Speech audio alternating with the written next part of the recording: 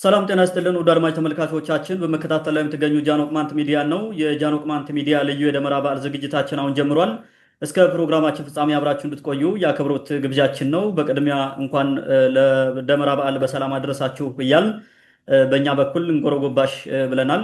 ዛሬ ልዩ የደመራ ዝግጅታችን ላይ የተለያዩ ጉዳዮችን ወደ እናንተ እናደርሳለን። የደመራ በዓል መቼ ተጀመረ፣ እንዴት ተጀመረ፣ ትርጉሙስ ምንድን ነው የሚለውን በስፋት እናነሳለን። እንግዲህ የደመራ በዓል ከቅማንት ሕዝብ ጋር ካለው ልዩ ቁርኝት ከዛ አንጻር ነው የዛሬው ውይይታችን። ምናልባት ለመላው ክርስትና እምነት ተከታዮችም ያው መስቀል ተብሎ በሌላ መንገድ ስለሚከበር እንኳን አደረሳችሁ ማለት እንፈልጋለን። ከዚህ አንጻር ነው ውይይታችን ቆይታ የምናደርገው። እንግዲህ ዘንድር እንኳን ደህና መጣህ እያልኩ የዛሬው ውይይታችን አጠቃላይ በደመራ ዙሪያ ይሆናል ማለት ነው። ከዚህ በፊትም በስፋት አንስተነው እናውቃለን፣ ግን በየዓመቱ ሲመጣ ደግሞ ልዩ ዝግጅት ማዘጋጀታችን የማይቀር ነው። ስለዚህ ይህን ያስመለከተ ነው ማለት ነው የዛሬው ውይይታችን የሚሆነው። በቅድሚያ እንደ መግቢያ ግን የደመራ በዓል መቼ ተጀመረ፣ እንዴትስ ተጀመረ፣ እነማን ነው የጀመሩት የሚለውን ምናልባት የሚታወቅ ስፔሲፊክ የሆነ ጊዜ ካለው እሱን ብታነሳውና በቀጣይ የደመራ ትርጓሜዎችንና ሌሎችንም ጉዳዮች ብናነሳ ወደ አንተ ልምታ።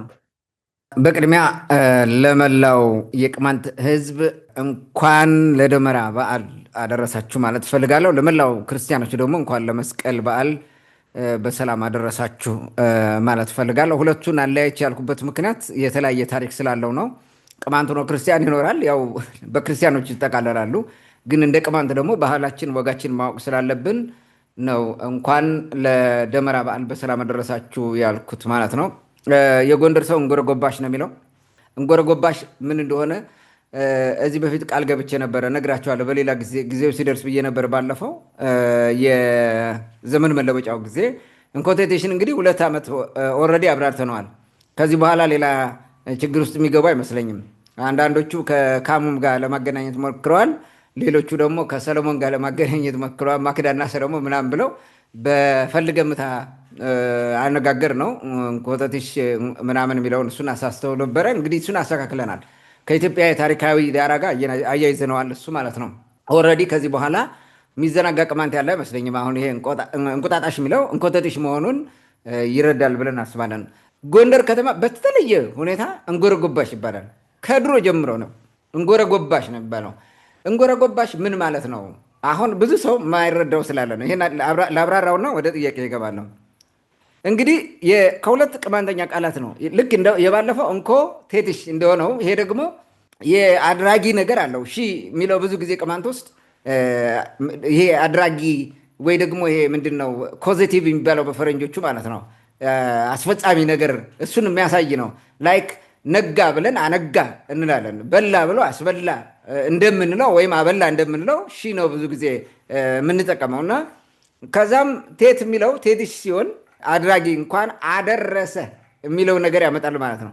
ይህም አሁን ጎባሽ አድርገውታል። በሂደት ሞዲፋይ የተደረገው ጎብ ማለት ነጋ ማለት ነው። ጎብሽ ማለት አነጋ አጠባ ማለት ነው። ወይም አደረሰ እንደማለትም ይሆናል። ከቃሉ መጨረሻ ያለ ጎባሽ የሚሉት ማለት ነው። ከዛ እንጉሮ ነው እንጎሮ የሚሉት ግን እንትኑ የሆነ ሞዲፋይ ተደርጓል። እሱም እንደዚሁ ምንድነው በትክክለኛ የቅማንተኛው ቃል እንሁር ነው። እንሁር ስሮ ቃሉ ሲሆን አኖረ አቆየ፣ እንሁሮ ሲል ደግሞ አቆይቶ ማለት ነው። የቦዛ አንቀጽ ነው እንሁሮ ማለት። እንሁሮ ጎብሽ ማለት እንኳን አክርሞ አቆይቶ አነጋልህ። ያው ብርሃን አረ የምናበራው መስቀል ላይ ነው። መንጋት ነው የሚታወቀው። ደመራ የምንለኩስበት ክረምቱ ወጣ ብለን የምናውጅበት የደመራ በዓሉ ላይ ነው። የደመራው ነው። በዛ የደመራ በዓል ሰው እንኳን ከጨለማ ወደ ብርሃን አወጣህ ለማለት እንኳን አቆይቶ በሰላም አባጅቶ በሰላም አክርሞ ነው። አባጅቶ ለበጋ ነው። አክርሞ አነጋልህ፣ ክረምቱን እንኳን አነጋልህ አጠባልህ ማለት ነው። አይተህ ከሆነ በኋላ ወደ መስቀል እንትን በዓል ከተቀየረ በኋላ ሰዎቹ ምን ይላሉ? እዮሃ ይሉና በአማራ በትግሬ መስቀል ጠባ ዛሬ ነው ጠባ ነው የሚሉት። ጎባሽ ጠባ ማለት ነው። አጠባ አነጋ ማለት ነው። ስለዚህ ምን ማለት ነው? አኑሮ አነጋለ፣ እንኳን በሰላም አኑሮ አነጋለ፣ እንኳን ክረምቱን አሳልፎ አጠባለ፣ ወደ በጎ አሸጋገረ፣ ወደ ብርሃኑ አሸጋገረ ማለት ነው። ይሄ መሆኑን ማወቅ አለባችሁ። ከፈለጋችሁ የቅማንተኛ መዝገበ ቃላትም ገብታችሁ ማየት ነው። ንኹር የሚለውን ስሮግስትና ጎብ የሚለውን ስሮግስ ማየት ነው። ከዛ በኋላ የግራመሩ ስርዓት ያውቁታል እንዴት እንደመጣ ማለት ነው። ታንኪ ቬሪ ማች ይሄንን እንግዲህ ተናግሬያለሁ። እኔ ኃላፊነትን ተወጥቻለሁ እዚህ በፊት ቃል ገብቼ ስለነበረ ማለት ነው። ኦኬ ወደ ጥያቄ ልመለስ። እንግዲህ እንደ መግቢያ የተነሳው ጥያቄ ምንድን ነው? ደመራ እንደ በዓል መቼ ነው የተጀመረው? እንዴት ተጀመረ? እነማን ጀመሩት? በምን ምክንያት ጀመሩት? የሚለው ነገር ነው። ኦኬ እንግዲህ ጊዜው በትክክል በዚህ ዘመን ነው ተብሎ ስፔሲፊክሊ በዚህ ዓመተ ዓለም ነው የተጀመረው ብለን መናገር አንችልም። ነገር ግን በዓመተ ዓለም ውስጥ እንደሆነ እናውቃለን። ምክንያቱም የቅማንት አባቶች 7 አባቶች ተበትነው በክረምት ተለያዩ፣ በአንድ ላይ የነበሩ ማለት ነው። ተለያይተው ስለተለያዩ ክረምቱ ሲመጣ መስከረም ላይ መስከረም 17 ሊሆን ይችላል ዋቴቨር መስከረም ግማሹ ከባቢ ደመራ እንደምርና እሳት እናነዳለን። በያለንበት ሩቅ ሀገር ስለሆነ ወንዝ ስላለ እንደ ድሮ ከባድ ነው ወንዙ፣ መሻገር አችልም። የድሮ በነገራችን ላይ ዛሬ በአንድ ቀን የምትሄደው መንገድ ድሮ 3 ቀን 4 ቀን ነው የምትጓዘው። ጫካው ምናምኑ በጣም አስቸጋሪ ነው የነበረው። አባ ወንበሩ በአንድ ወቅት እየነገሩን ከተንበራ ተነስቶ ገለድባ ገበያ ውሎ ተመልሰው እንደማያድሩ ተንበራ ተመልሰው ያድሩ። አሁን እኮ 4 ሰዓት አይጨርስብም ደርሰህ ለመመለስ ራሱ ማለት ነው፣ ወደ ተንበራ ለመመለስ ማለት ነው። ያን ጊዜ ምናሉ አባ ወንበሩ አንድ ቀን በቃ በጣም ፈጣን ነው ከተባለ አንድ ቀን ውሎ ከገባ በቃ በጣም ኃይለኛ ነው የሚባለው አሉ። አለበለዚያ ከኛ ሰጎንታ ነበረ ከወንበር ጅግሪ ቤት የሚያድሩት አሉ። ስለ አንድ ሰው ታሪክ እየነገሩ ነው። ገለድባ ገበያ ይሄዳሉ። አንዳንዴ ከሰጎንታ ወጥተው ያድሩና ገለድባ ሄደው ውለው ማታ መጥተው አሁንም ሰጎንታ አድረው በነገታ ይሄዳሉ። ልክ ከእኛ ሀገር ጎንደር እንደመሄድ አይነት ነገር ነው። ተሸኝቶ ማደር ምናምን አይነት ነው እንጂ በቀላል ልክ እንደዛ ነበረ በድሮ ጊዜ። ስለዚህ ምንድን ነው በጣም አስቸጋሪ ነው። ትንሹ ወንዝ ሁሉ ይወስድሃል። ከባድ ስለሆነ ያላቸው ምርጫ ዝናቡ እስከሚያልፍ ጎርፉ እስከሚያልፍ በሰላም መክረማቸውን በደመራ ደምረው ሌሊት በ16 ማታ ለ17 አጥቢያ ማለት ነው። በዛ ሰዓት በንጋቱ በሚነጋበት ሰዓት ምን ይለኮሳል ማለት ነው። 9 ሰዓት ላይ ወይም 10 ሰዓት ላይ ከሌሊቱ ይለኮሳል ደመራው። በያሉበት ነው ከፍተኛ ቦታ ስለሆነ ያዩና እከሌ የሄደበትን አቅጣጫ ያውቃሉ።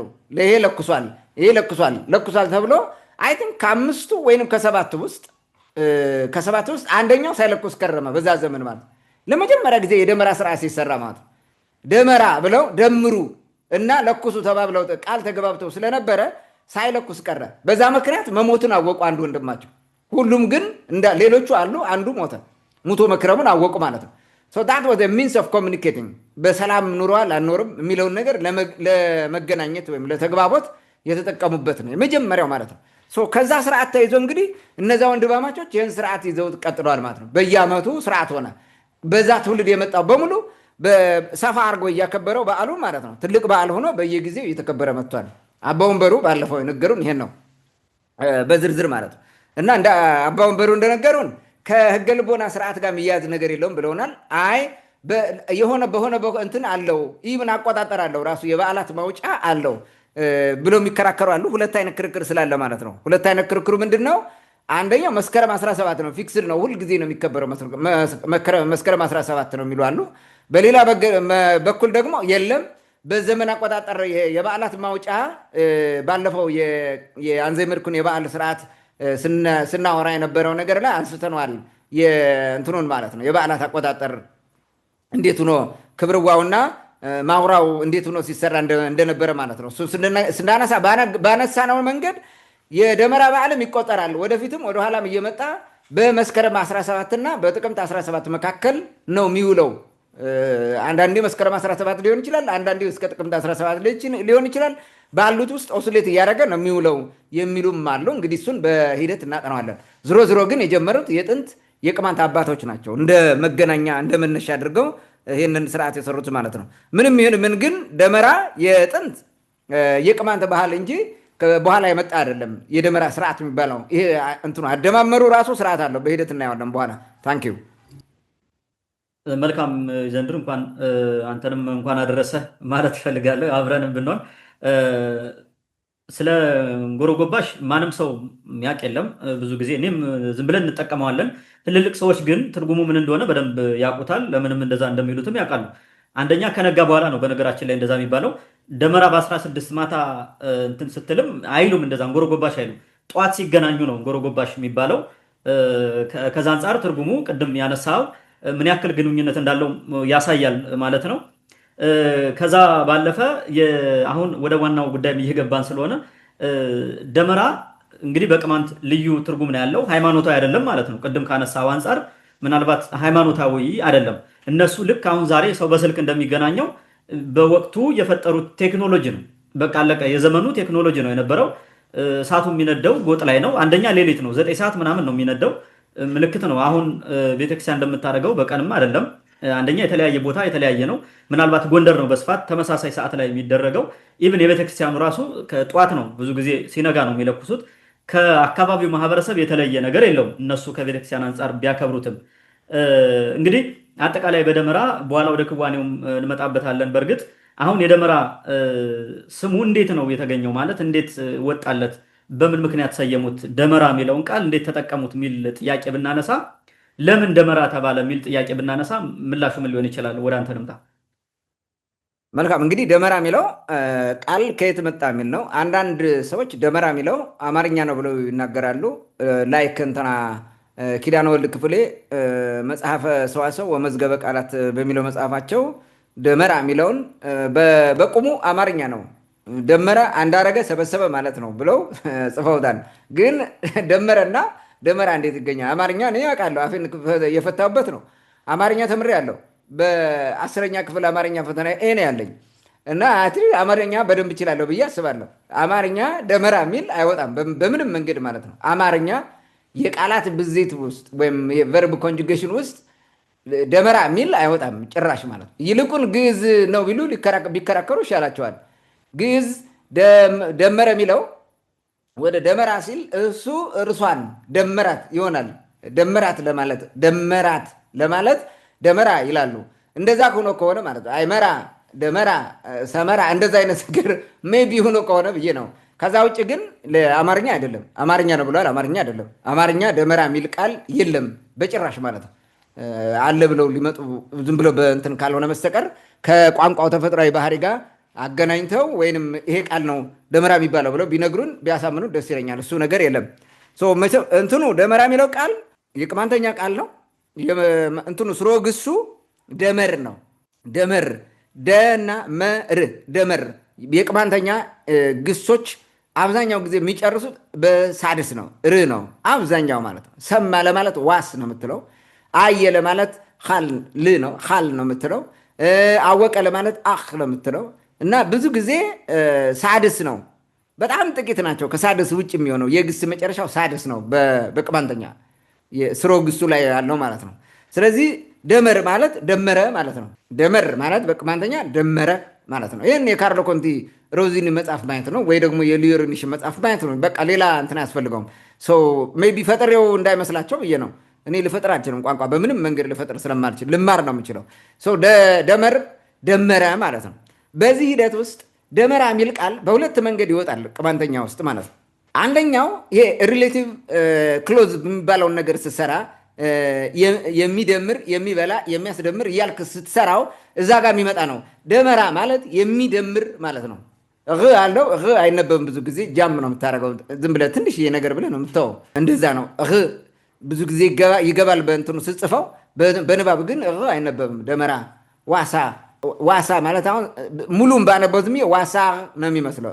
አለው ግን እኛ ብለን ስለማናበር ዋሳ ደመራ ይደራ ገውታ አሸቢን እንላለን። አሁን ይደራ ገውታ አሸቢን ነው የምትለው፣ ገውታ ነው የምትለው እንጂ አታነበውም። ግን አለ ገውታ ነው። እግዚአብሔር የሚባርክ ይሁን ማለት ነው። ይደራ ገውታ አሸቢን ነው የምንለው። ልክ እንደዛ ራን ስንሰራ ስለምንተው ነው ደመራ የሚሆነው። ደመራ ሲል የሚደምር አንድ የሚያደርግ የሚሰበስብ ማለት ነው። ደመራ ማለት ይሄ ነው የመጀመሪያው እንትኑ ማለት ነው።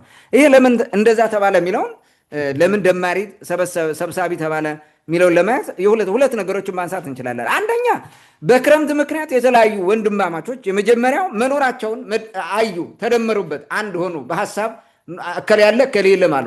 የሞተውንም በአንድ ላይ አወቁት ማለት ነው። መረጃ ስለሆነ አንድ አረጋቸው። በአንድ ላይ የሚሰበስብ የሚያገናኝ ማለት ነው።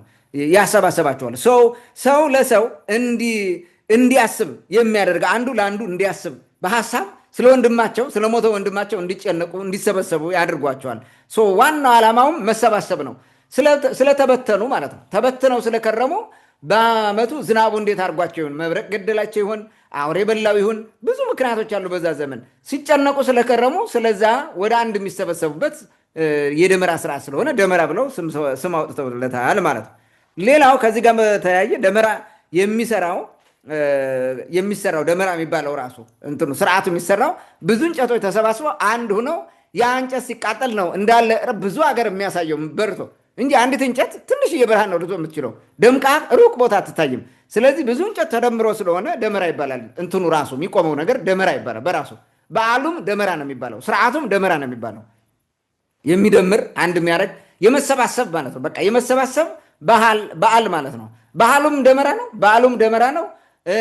የሚደመረው ነገር የሚቆመው ራሱ ደመራ ነው የሚባለው ማለት ነው።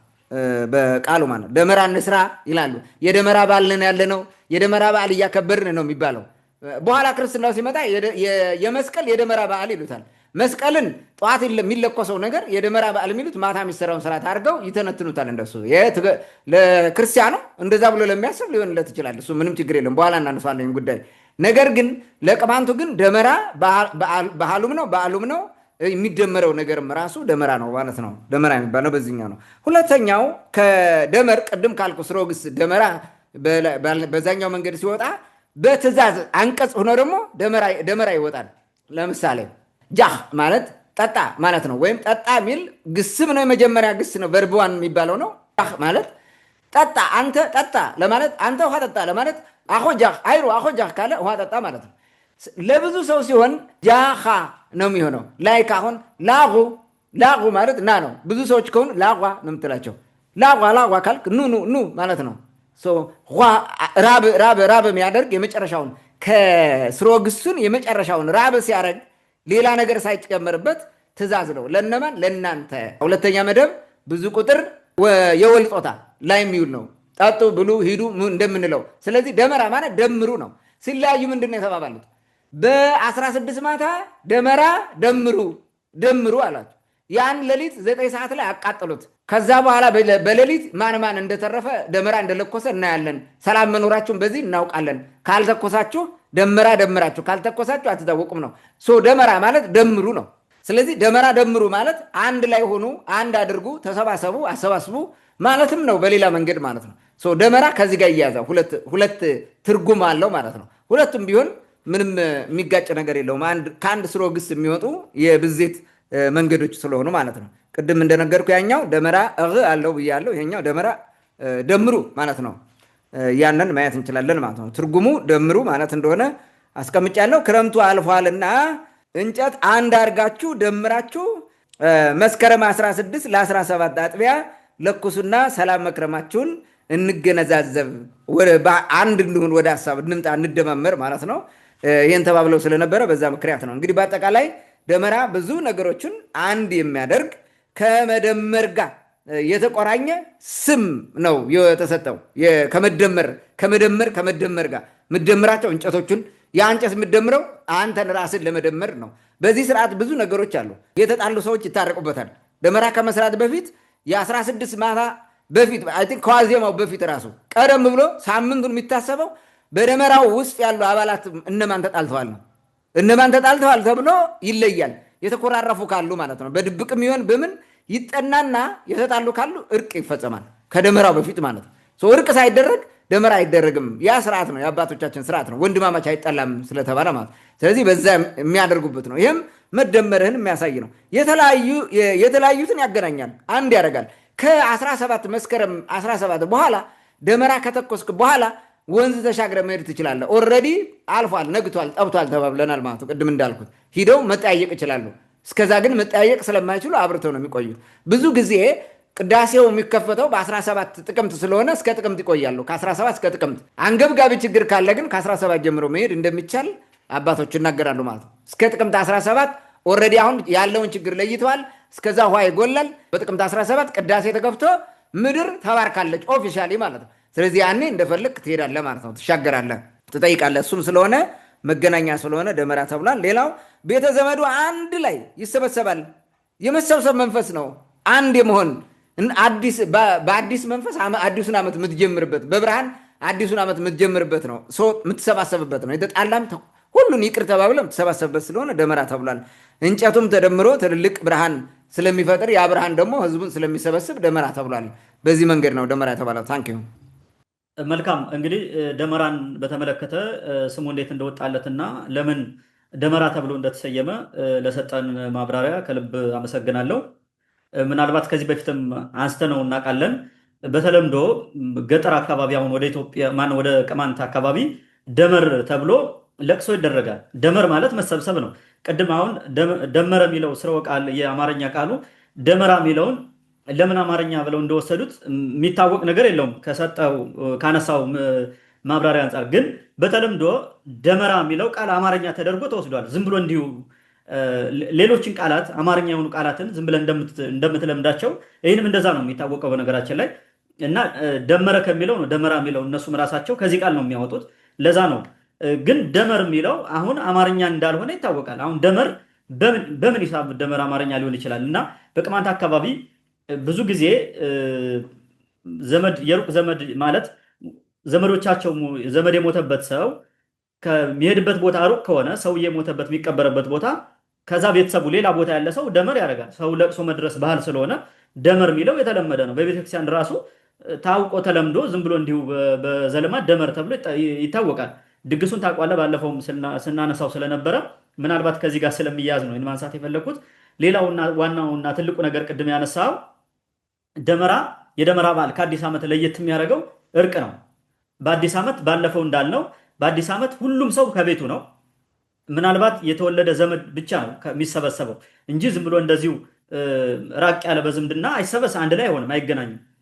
የደመራ ግን ሁሉም ሰው የሚሰበሰብበት ነው፣ አንድ ላይ የሚሆንበት ነው። ስለዚህ የተጣላ ካለ የተበደለ ሰው ካለ ከሌ በድሎኛል፣ ከዚህ ላልመጣ እችላለሁ፣ ስለዚህ ችግራችን እንፍታ ብሎ የአካባቢው ሽማግሌ አባቶች ይኖራሉ ወይ ለነሱ ያመለክታል። አለበለዛም የተጣላው ሰው ራሱ ከሌም በድየዋለሁና አስታርቁኝ ይላል። ወይም ዋስጠርቶ ማይፈታ ከሆነ ችግሩ አብረው እንዲውሉ ነው የሚደረገው። ዝም ብሎ እንደ ቀልድ የሚታለፍ አይደለም። እንግዲህ እንደሚታወቀው ቅማንት በክረምት ከሰው ቤት አይሄድም ይታወቃል።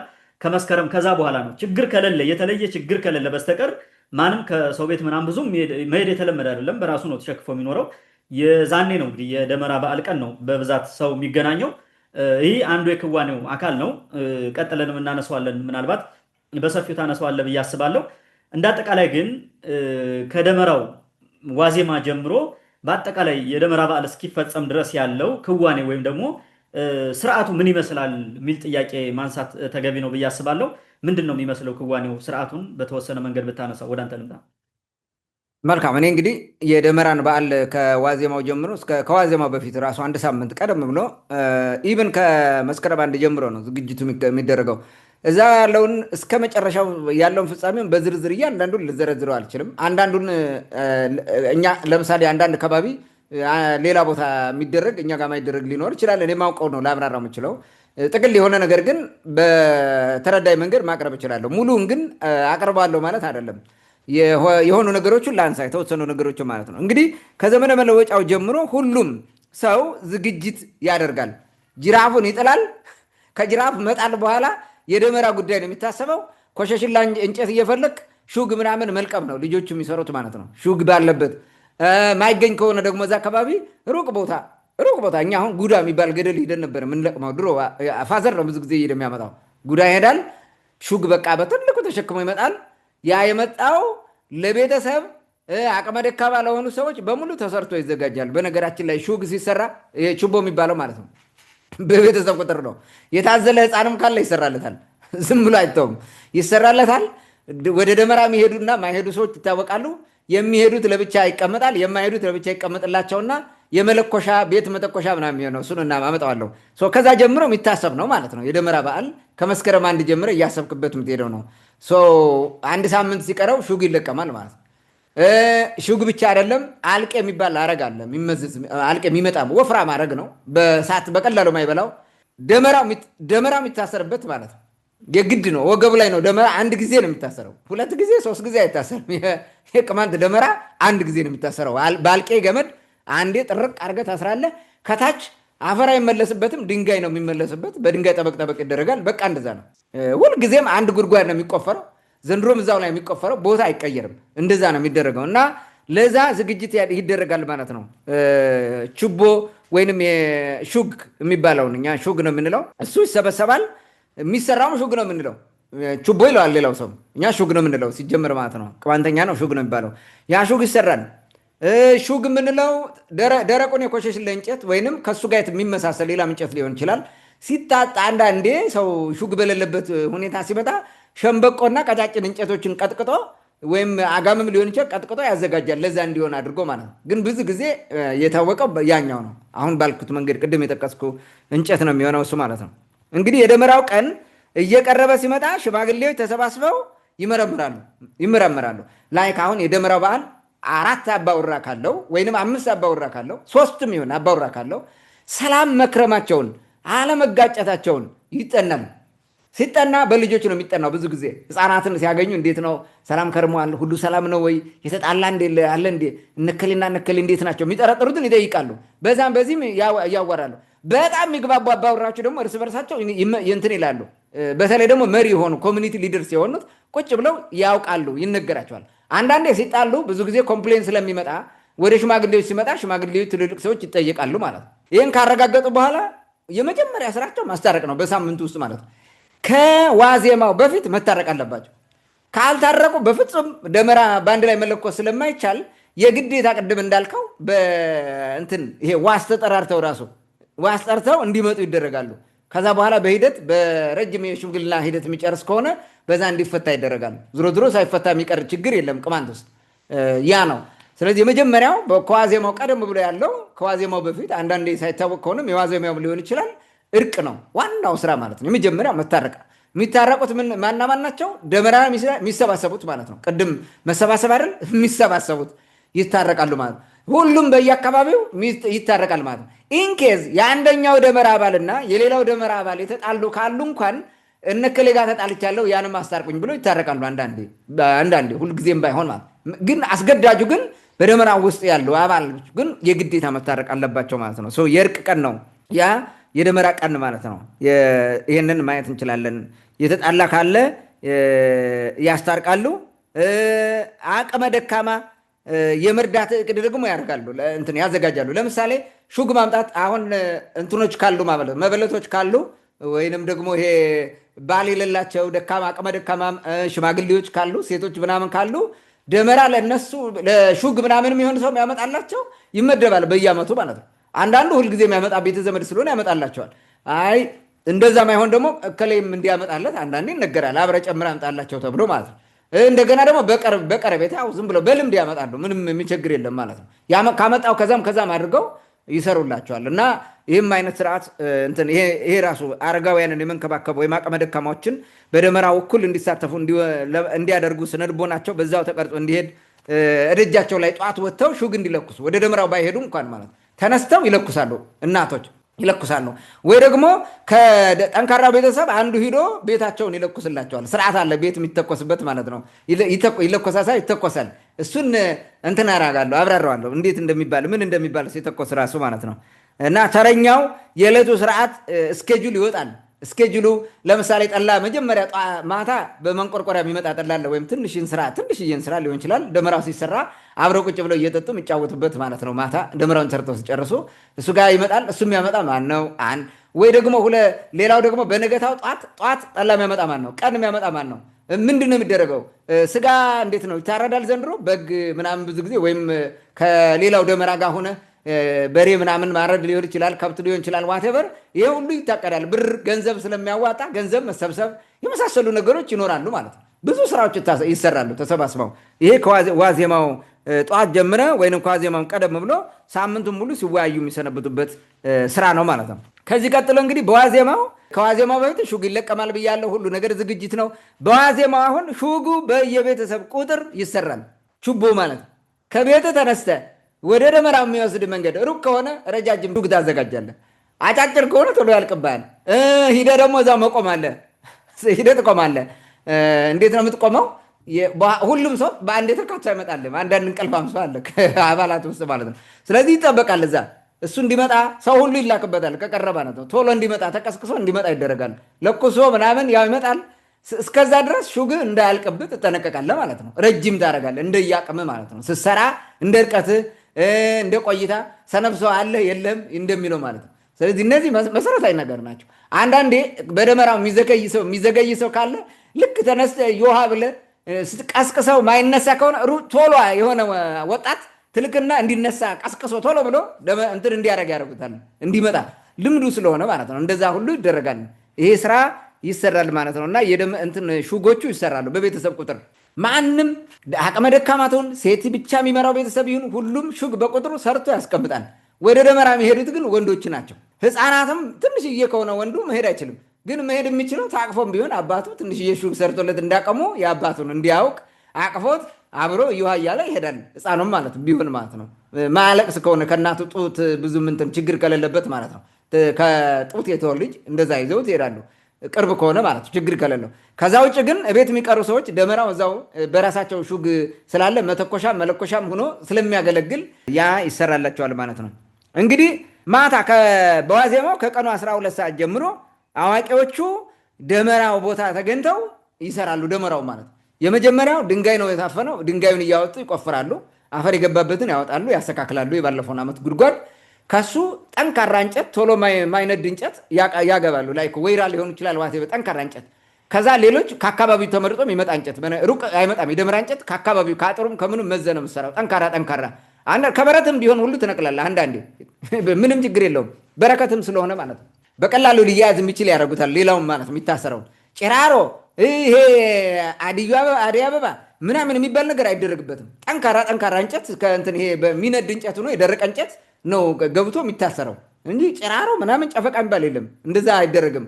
እዛው ሹጉ ራሱ ያቃጣጥለዋል በኋላ ስትመጣ ማለት ነው። ይሄ ይደረግና ይጨርሳሉ ማለት ነው። ደመራውን ሰርተው መጠጥ ምናምን የሚባል ነገር አይጀመርም። እስከዛ የመጣው ነገር እንዳልኩ ማለት ነው። ምሽት ነው። ትልልቅ ሰዎች ብቻ ናቸው፣ አባውራዎች ናቸው የሚገኙት። በነገራችን ላይ የተዳረ ሰው ነው የሚገኘው በዛ ሰዓት። ከዛ የሚቆፍረው በእድሜ ትልቅ የሆነው ሰው ግን ደግሞ ያልፈታ በእድሜ ትልቅ ሆኖ ፈትቶ ያገባ ከሆነ አይቆፍርም። እሱ በአንድ ሚስት ያለ ሰው ነው የሚቆፍረው። ጉድጓድ የሚቆፍረው ደመራው ተሰርቶ አለቀ። ሲጨርሱ ከምስራቅ ከምዕራብ ወደ ምዕራብ ከምዕራብ ወደ ምስራቅ ነው። ከምዕራብ ጀምረው ከግራ ወደ ቀኝ ይዞራሉ ማለት 3 ጊዜ ጓሮ ንግራሚያ ንግሮ ለስንጌ እያሉ ይዞራሉ እየተቀባበሉ ማለት እንደ ዘንድሮ በሰላም እንዳደረሰን ለከርሞም ንግራሚያ ማለት የዛሬ ዓመት ማለት የዛሬ ዓመትም በሰላም ያደርሰን እያሉ ይዞራሉ። ያቆየን በሰላም እያሉ ነው የሚዞሩት ማለት ነው። ልክ ዙረው ከ3 ጊዜ ዙረው ከቆሙበት ምዕራብ ሲደርሱ የቆሙበት ምዕራብ ወደ ምስራቅ ዞሩና 3 ጊዜ ዮሃ ይላሉ። ዮሃ ይላሉ። ሌላውም ዮሃ ይላሉ 3 ጊዜ። ይሄ ምንድነው? ብስራት ነው፣ ደወል ነው። በቃ አዋጅ ታወጀ። ደመራው አልቋል፣ እንኳን አደረሳችሁ። አሁን ደመራው አልቋል፣ ለነገ ተዘጋጁ። ሌሊት 9 ሰዓት ነው የሚነሳው። ኦልሬዲ ሰርተን ጨርሰናል ማለት ነው። ከዛ በኋላ ቁጭ ይላሉ። ድንጋይ ያለ መቀመጫቸው ይቀመጣሉ። ከመቀመጫቸው ሆነው ጠላ የመጣው ጠላ በብዙ ጊዜ በማንቆርቆሪያ ምናምን ሊሆን ይችላል። እንደ እንትኑ ያን ጠላና ቆሎ ደግሞ ይኖራል። የገብስ ቆሎ ከባቄላ ጋር ሆኖ ይቀርብልሃል። እሱን እየበሉ እየተጫወቱ ያመሻሉ። ቶሎ በጣም አያመሹም። በነገራችን ላይ ቶሎ መለያየት ስለሚፈልጉ ይለያያሉ። ለምን? ቶሎ ተኝተው ሌሊት መነሳት አለባቸው፣ እንቅልፍ እንዳይጥላቸው 9 ሰዓት ላይ ማለት ነው። ስለዚህ ጠዋት አደራህን ይባላል፣ ይመከራል። በተለይ አንድ ሰው አለ። አሁን እኛ ደመራ አንድ ሰው አለ የሆነ የሚዘገይ ማለት ነው። አንድ ሰው ያስታውሳለሁ። የሚዘገየው እሱ ነው። በቃ ከዛ ቤተሰብ ማለት ነው። ሌሎቻችን ሁልጊዜ ቀድመን ነው የምንገኘው፣ አትዘገይም። እሱ ነው። ሌላ ሁለተኛ አንዴን ያጎታለ ትንሽዬ፣ እሱም ጎበዝ ነው ግን ይመጣል። ግን ያኛው ይዘገያል። በቃ ቤተሰባቸው ዘግቶ ነው የሚመጡት ደመራው እና አንተ እኮ ትከርማለህ በቃ ቶሎ አትመጣም ተብሎ ይነገራል። ተገስጾ ተመክሮ ይላካል ማለት ነው። በነገታው እንዲመጣ የአሙኗ ትረሳ አታደርገውም። ልምዱ ስለሆነ ሌሊት እንዲቀሰቀሱልህ ታደርገዋለህ፣ ጠርተህ እንዲመጣ ማለት ነው። ስለዚህ ይለያያሉ ማለት ነው። ሲለያዩ ዝም ብሎ አይደለም። ደመራውን ሰርተው ሲጨርሱ ማታ ይመራረቃሉ። እዛው ተመራርቀው ነው የሚለያዩት። ይደረገው ታሸቢን ይደረባረካ ከደሳ ሳኳ ሸቢን እያሉ ተመራርቀው ነው በደንብ በቃ ማንተኛ ተመራርቀው እግዚአብሔር እዚህ ያደረሰን የከረማ ዓመት ደግሞ ያደርሰና ደመራ ምንሰራ አድርገን ተባብለው ተመራርቀው ይለያያሉ። ደናደር ተባለ። በነገራችን ላይ ቅማንት እንደዚህ ለበዓል ከተሰበሰበ ለድግስ ከተሰበሰበ በምግብ ተሰብስቦ አብሮ ምግብ ከበላ ሁልጊዜ ምርቃት አለ። ሁልጊዜ ማለት አብሮ ሲጫወቱ ብለው ቁጭ ብለው ሲጫወቱ ቆይተው ሲለያዩ ራሱ ተመራርቀው ነው የሚለዩ። ባርከውት በቀድሰው በተለይ ትልልቅ ሰው እንደዛ ነው። ትንሹ ዝም ብሎ አይመረቅም፣ ያለ ዕድሜ አይመረቅም። ትልቁ ነው ይባርካል፣ ይቀድሳል ሁልጊዜ ማለት ነው። ይሄ ስርዓት ነው። ይሄ ስርዓት ነው። አልፈ ስትሄድ እንኳን መንገድ ሳትቆርጥ ትልቅ ሰው ሲመጣ መንገድ ላይ ትቆማለህ። መስቀለኛ መንገድ ላይ ቆመህ ነው የምታሳልፈው።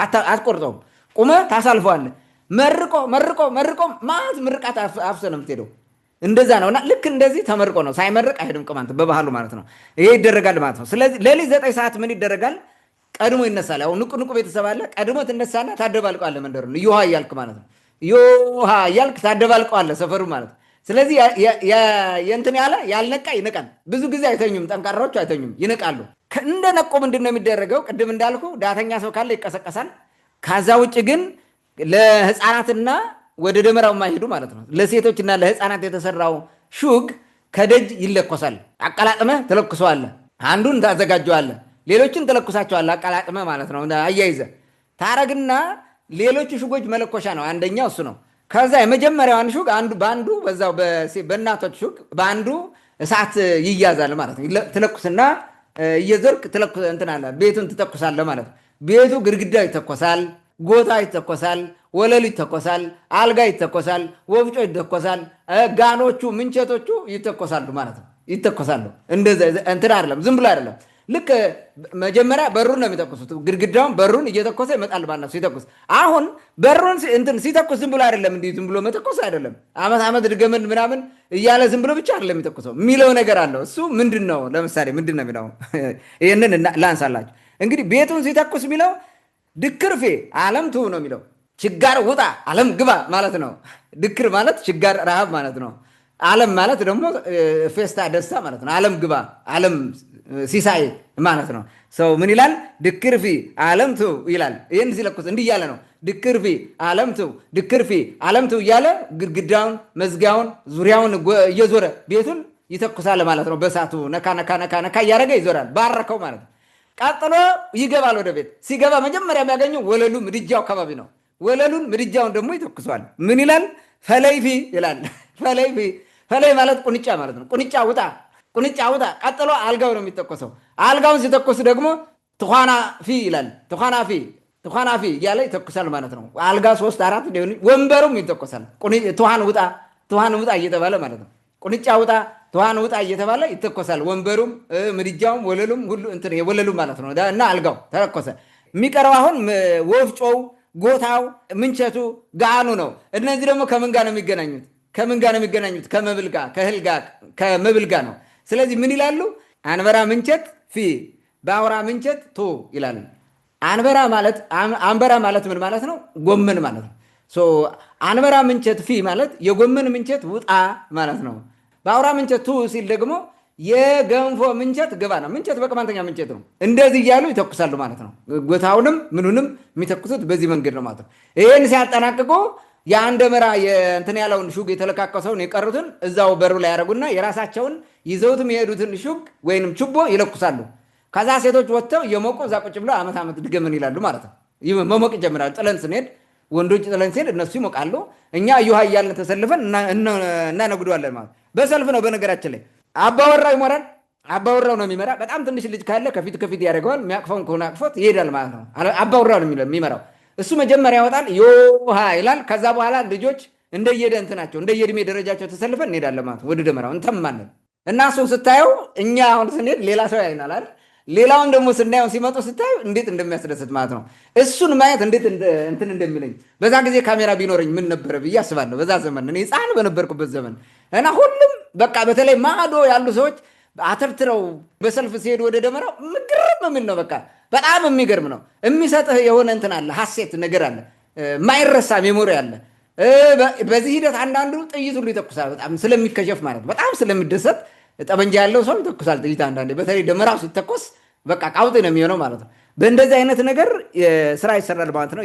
ይሄዳሉ ሲጨርሱ እንግዲህ አዚያመይ በነገራችን ላይ ተኩሶ ቤቱ ሲወጣ እየባረከ ነው። አዲሱን ዓመት ወይም በአዲሱ ዓመት ይላሉ አዚያመይዝ አናቤው ይደራ ገውታ ሜልታ ሳኳ ሸቢን እያሉ በአዲሱ ዓመት እግዚአብሔር የአባቶቻችን አምላክ ይደራ ወይም አምላክ እግዚአብሔር ይባርከን፣ ይቀድሰን፣ ይማረን፣ ይቅር ይበለን እያሉ ባርከው ከዛ በኋላ እዩሃ እያሉ ይሄዳሉ ማለት ነው። ሽጉል ለኩሶ ወደ ደመራ ሄዷል። ከዛ በኋላ ሁሉም ከተሰበሰበ በኋላ ጠብቀው ተሰብስቦ ሲመጣ የደመራው ሰው ቁጥር ይወስነዋል። አሁን ምንድነው መሰለ ቤተሰቦቹ ትንሽ ከሆኑና ሹግ ይዘው የመጡ ሰዎች ትንሽ ከሆኑ ሹግን ወደ ቀኝ ነው የምትይዘው ስትዞር ማለት ነው። ፊት ለፊት አድርጋ አትተኩስም፣ ሌላ ሰው እንዳይቃጠልብህ ማለት ነው።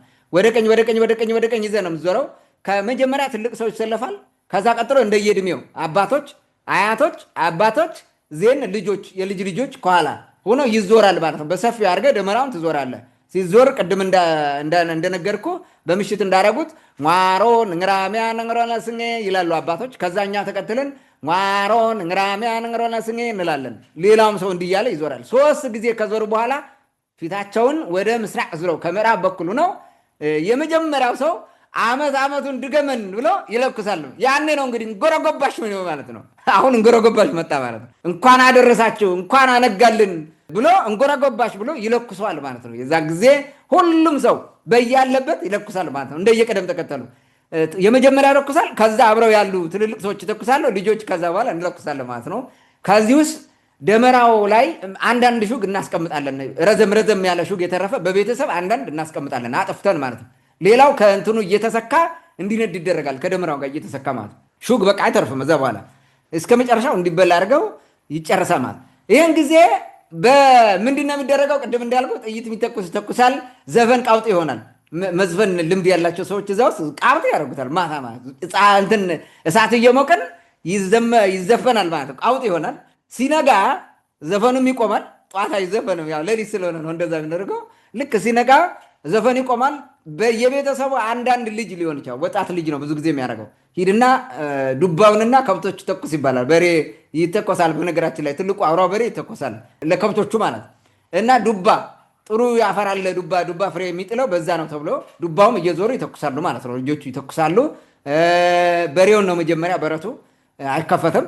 እሱ ላይ በሬውን አውራ በሬውን ነኮሱ። ከዛ በኋላ ዱባውን ሲተኩስ በዛው ሪፋ እሸት ይሰርቃል ማለት ነው።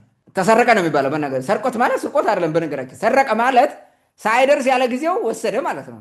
ሰርቆ ያመጣልና ያው እየጠበስን እዛ እንትን ኧረ ደርሶ በቃ ደረሰ ማለት ነው ይባላል። ተስፋ ስለሆነ እሸት ዓመት አድርሶ ኧረ እየተባለ ይበላል ማለት ነው። ግን እሱም ቢሆን መፍቶ ይቀመጣል እንጂ ርሚጦ ሳይበላ ሪፋው አይጠበስም። ከዛ በኋላ ሁሉም በየቤቱ እንደዛ ካደረገ በኋላ ርሚጦ ይመጣል፣ ዱቄት ይመጣል ከየቤተሰቡ። ያ ዱቄት ይቦካና በዱባ ቅጠል እየተጠቀለለ ፉሙ ውስጥ እየተጣለ ይሸፈናል። ዜን እንትን ይላል ብርኩታ እንደሚባለው ማለት ነው። አንዳንድ ሰው ብርኩታ እንደሚሉት ብስኩት ትሰራለህ ማለት ነው። ደረቅ በሳት ያረረ እንትን ርሚጦ ትሰራለህ። ያ ርሚጦ ይወጣና ትንሽ ትቀምሳለህ። ለሆድ ቁርጠት መድኃኒት ነው ተብሎ የምትበላው። በነገራችን ላይ ሌላም የሚደረግ ነገር አለ ይመስለኛል። መስቀል በዓል በሌሎች አካባቢዎች የሚደረግ እንዳለ ልጆች ነግረውኛል ባለፈው።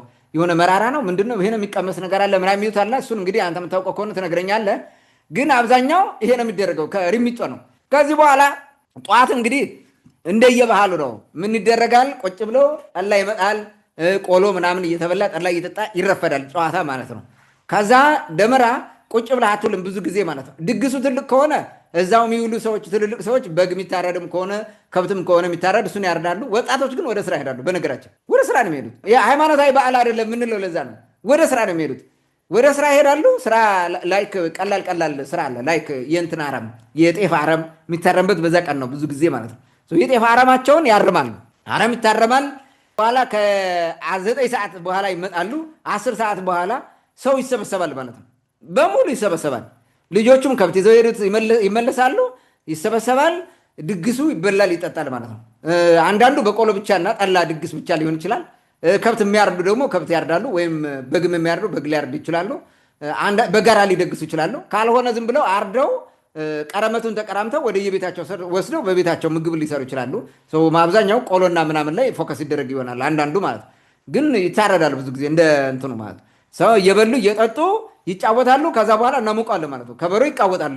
እናመጣለን ከበሮ፣ ጥሩምባ አለን፣ ዘፈን በቃ ቃውጤ ነው የምናደርገው። እዛ በኋላ ሌሊቱን ነው የምናድርበት። በቃ በደንብ ነው እንትን የምናደርገው። እንትን የምንለው እኔ የማይረሳኝ ትልልቅ ሰዎቹ ሽማግሌዎቹ ራሱ በዛ ጊዜ የሚዘፍኑት ነው። ጋሽ ምስጋናው ሰሞኑን የይሸንዲ በዓል ላይ የሆነ የስንደዶ የብርነዶ ምናምን እያለ የሚለው እሱ ዘፈን የዛ ጊዜ ይዘፈናል። የሚዘፍኑ ሽማግሌዎች ናቸው። እኔ አሁን ትዝ ይለኛል አያቴ እና ሌሎቹ ሽማግሌዎች አጎቴ እንደዛ ሲያደርጉ አውቃለሁ። ቁጭ ብለው ትልልቆች እስክስታ ምናምን ብዙ የለውም እንደዛ የሚያደርጉ እንደነበሩ አውቃለሁ። ሌላው ደግሞ ተሰብስበን ከዛ በኋላ እናቃውጠዋለን ማለት ነው። እና ቀውጥ ያለ ዘፈን ነው የሚደረገው። አሁን ድግሱ በዛ የሚያልቅ ከሆነ ቅድም እንደነገርኩ በቆሎ እና በጠላ ምናምን ከሆነ ከዛ በኋላ እንትኑ ይቆማል። ኦልሬዲ ያልቃል ማለት ይጠናቀቃል። ሌሊት 6 ሰዓትም ይሁን 5 ሰዓትም ይሁን ይቆምና ሽማግሌዎች ቆመው በተራ ይመርቃሉ። እኛ አሜን አሜን እንላለን፣ ሸቢን ሸሚን እንላለን፣ አሜን አሜን እንላለን። ተመርቆ ሲያልቅ የዛሬ ዓመት በሰላም ያደርሰን ተባብለን እንለያያለን ማለት። ደመራ በዚህ ያልቃል። ግን ጠላ ብዙ ጊዜ ስለማያልቅ ትልልቅ ሰዎች ተሰባስበው አመዱ ነው የሚባለው፣ አመዱ ይባላል። በኋላ እዛ ተቀምጠው በነገታው በ18 ጠላ እየጠጡ ይጫወታሉ። ድግሱ ማያልቅ ከብት አርደው ከሆነ በ2 ቀንም 3 ቀንም ሊቆዩበት ይችላሉ፣ ልንቆይ እንችላለን። ዲፔንድስ ኦን እንትኑ ፊስቱ ነው የሚወስነው ማለት ነው። በዚህ መንገድ ነው ደመራ እንግዲህ በአጠቃላይ የሚከበረው ማለት ነው። እኔ የማስታውሰው እንግዲህ ነው። ታንኪዩ። መልካም፣ በጣም አመሰግናለሁ። እንግዲህ ክዋኔውን ከሞላ ጎደል በስፋት አንስተዋል። ይህን ነው የሚመስለው። እኔ ብዙ የምጨምረው የለም። ምናልባት ከቦታ ቦታ የሚለያይ ያለው ለምሳሌ ወደ ደጋና ወደ ቆላማ አካባቢ አንዳንድ እንትኑ ሊለያይ ይችላል። በስፋት ያነሳው ግን አብዛኛው ቅማንት የሚስማማበት የወል የሆነውን ነገር በስፋት አንስተዋል። ለምሳሌ በቆሎ ወደ ደጋው ጥቅምትና ህዳር በኋላ ስለሚደርስ ወደ ቆላማ አካባቢ ነው የሚሆነው። ከዛ በተረፈ ግን ወደ ደጋማ አካባቢ ገብስ የሚባለው በልጋ ነው የሚባለው አይዶን ነው በቅማንተኛ ገበራ ወይ ገብስ ተብሎ የሚታወቀው እሱ የሚደርስበትም ወቅት ነው። ለቆሎም ለጠላ የሚሆነው ያነ ነው። ሰው እንዳቅሙ ግዴታ አይደለም። በነገራችን ላይ እንደየእድሜህ እንደየአቅምህ እንደየሀብትህ ቅድም እንዳልከው ትልቁ ሰው የመጀመሪያ መክፈቻ ጠላ የሚያመጣው ወይም በላ የሚጠጣ ነገር የሚያመጣው ትልቁ ሰው ነው። በእድሜ ቅደም ተከተል ነው። ቅማንት ውስጥ እድሜ ወሳኝ ነገር ነው። በእድሜ ነው ሁሉ ነገር በእድሜ የተገደበ ነው። ምግብ ሲቆረስም መንገድ ስትሄድም የሆነ በማንኛውም ነገር እድሜ ወሳኝነት አለው። ይህ የሚታወቅ ነው። ኮረፌ ሊያዘጋጅም ይችላል። እንደገና አዲስ ሙሽራ ጎጆ የወጣ ካለ የዛ ማህበር አባል ሲሆን እኩል አያወጣም ከትልልቅ ሰዎች ጋር የድግሱ ተሳታፊ ሲሆን ራሱን ችሎ ሲያወጣ በተወሰነ መንገድ እሱን የሚመጥን ነገር ነው የሚያደርገው። ይሄ የተለመደ ነው። ሌላ ምናልባት ያላነሳው ነገር በኋላ እንድታነሳው የምፈልገው አንዳንዴ ደመራ ደምረው ሂደው ወደ ቤትህ ጠዋት ስትመጣ ወድቆ የሚቆይበት አጋጣሚ አለና ግን ያው ሊወድቅ የሚችለው ወደ 4ቱ አቅጣጫ ነው። ከ4ቱ አቅጣጫ ወደ አንዱ ነው እና ትርጉም ይሰጡታል። ወደ ሰሜን ሲወድቅ ወደ ምስራቅ የሚሉት ነገር አለ እነሱ። እኔ ከምን አንጻር እንደሚተረጉሙት አላውቅም። ምናልባት የዚህ እንትኑ ካለው መረጃ ወይም ደግሞ ትክክለኛ እንትኑ ካለ ብታነሳው ደስ ይለኛል። አብዛኛውን ደረቅ ወይራ እንደ አካባቢው እንጨትም ሽነት እንጨትም ብዙም ይደረጋል። እሱንም በስፋት አንስተዋል። ጉድጓዱ የሚቆፍረው ያው በአንድ ሚስቱ የጸና ነው። ይሄ የሚታወቅ ነው። አሁን ወዳለው እንምጣና በስፋት ቅድም ስለ ጎንደርም ስታነሳ ስለነበር እንግዲህ ጎንደሬ አንድም ሁለትም ነው በዓል ሲያከብር። የጎንደር ህዝብ በዓል ሲያከብር አንድም ሁለትም ነው። ሁለተኛው የመጀመሪያው እዛ አካባቢ ባህሉ የያዘውን የቅማንቱን ዝም ብሎ በተለምዶ ያከብራል። ሁለተኛው በሃይማኖቱ ያከብረዋል። ለምሳሌ ደመራ አብዛኛው ጎንደሬ በየሰፈሩ ወይም በየግቢው ቅድም ስትል የነበረው በተወሰነ መንገድ ሞዲፋይ አድርጎ በመጠን ማሳነሶ በምንም አድርጎ ደመራ ይተኩሳል። ከዛ ከነጋ በኋላ ቤተክርስቲያኑ ክዋኔ ጠዋት ስለሆነ ከነጋ በኋላ ስለሆነ ሁለተኛ ወደዛ ሄደ። ሁለት ነው የሚያከብረው በነገራችን ላይ እንትን አይደለም። እና ለዚህ ነው አንድና ሁለቱ ነው እያከበረው የሚመጣው ማለት ነው። ከዛ በዘለለ አሁን ስለምታነሳው በስፋት እየማስበው አሁን የመስቀል ተብሎ የሚያከብሩት በቤተክርስቲያን መስቀል ከላይ ይሰቀላል። የሆነ ሰፈር በሰፈር ቡድን ይደራጃል። ያ መስቀል በሳት የሚቃጠል ከሆነ ይቃጠላል። ያው የሚያገኘዋል ሰው የሚቃጠልበት የሚደባደብበት ለሰፈሩ ቤተክርስቲያን ወስዶ የሚሰጥበት እንደውም አንዳንዴ ወደ ለየለት ቤተሰባዊ ጸቡላ ተቀይሮ እኔ እስከ መገዳደል የደረሱ ልጆች አውቃለሁ ከተማ ውስጥ። እና እንደዚህ አይነት የሆነ የተበላሸ ነገር አለው። እንደውም ሰሞኑን ቤተክርስቲያን ስታወግዝ አይቻለሁ። ከደመራ ላይ መስቀል አትስቀሉ፣ እንደዚህ አትደባደቡ ምናምን የሚል እንግዲህ እነሱ ንግስት እሌኒ መስቀሉን እንዴት እንዳገኘችው ያስተምራሉ። በሌላ በኩል ደግሞ ሲያከብሩት መልሶ መስቀሉን እንደ ማርከስ አይነት የሚደረጉ ነገሮች አሉ። ይህን ሲያወግዙ አይቻለው። ቅድም ያነሳው ሌላ በአድዮ አበባ ይጠቀልሉታል፣ በዚህ አረንጓዴ ቢጫ ቀይ ይጠቀልሉታል፣ በቄጤማ ይጠቀልሉታል። ማይደረግ ነገር የለም። ኖርማሊ ተበርዞ ስለሆነ እዛ ጋር የሚከበረው ምናልባት እሱን በስፋት ታነሳዋለህ ብዬ አስባለሁ። ዋናውና ትልቁ ነገር ግን ደመራና የመስቀል በዓል መቼና እንዴት ተገናኙ፣ ማን ነው ያገናኘው የሚለውን ነገር ማንሳት ያለብን ይመስለኛል።